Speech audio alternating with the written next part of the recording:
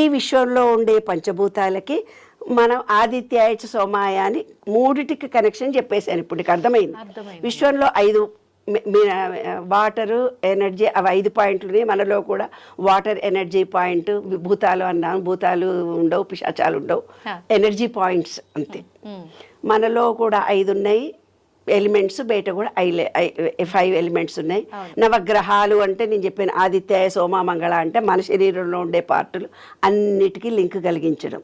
శని దోషం పట్టింది, రాహు దోషం పట్టింది అని అంటే మన పార్టుల్లో శరీరాన్ని క్లీన్ చేసుకోవడం.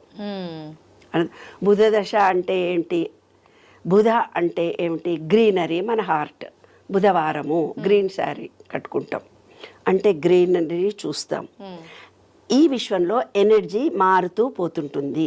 అక్షయ తృతీయ రోజున మన పూర్వీకులు ఎంతో జ్ఞానవంతులు, తెలివివంతులు. మన ఆధ్యాత్మిక అనేది చాలా గొప్ప విషయం.